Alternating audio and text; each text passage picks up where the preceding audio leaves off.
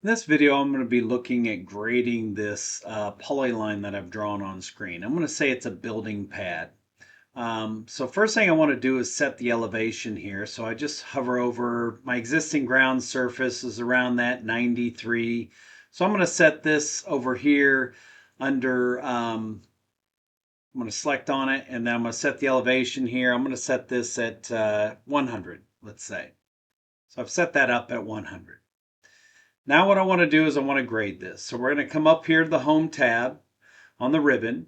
We're going to go over here to Grading. We're going to go Grading Creation Tools. All right, this toolbar comes up. So what you have to do here first is you start out working your way from the left to the right. We're going to click on this one, and we're going to give this a name. We're going to call it Pad 1. Okay. Then there's an option here that says automatic surface creation. Do not check that box. If anything in Civil 3D is going to crash your system, it will be grading.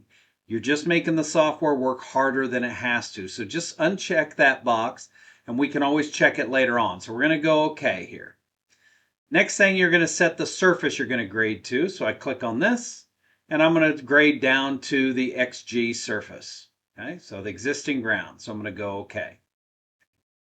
The next one over is layers. I'm not going to worry about that.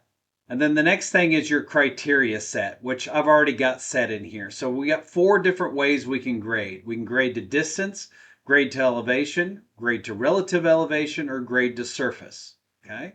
You can create your own, but it's still just these 4 that you would be doing. So to grade this now, I got to decide how I want to do this. So I might just say I'm going to grade it right down to the surface. So I would set grade to surface here. Then I'm going to skip over this one. This is to create our new criteria here. We're going to go right over to this one. So with this dialog box, you're basically just going back and forth. You set your criteria, you create grading. Set criteria, create grading. So I'm going to go create grading. At the command line, it says select your feature. So I'm going to select this polyline here. Okay, it can't grade a polyline, so it's going to turn it into a feature line.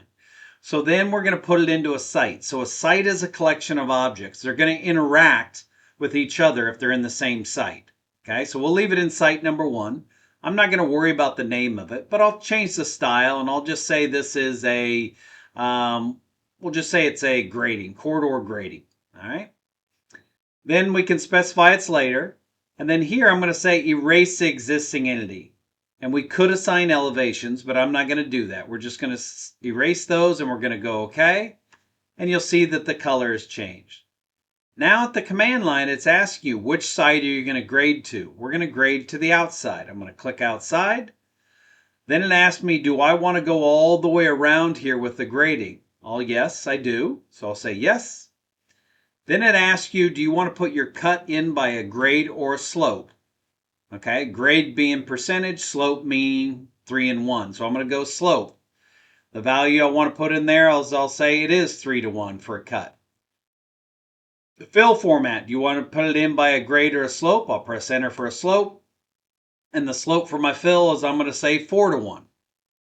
And there you can see how it's automatically graded that. I'm just going to press enter here. Okay, and I'll escape.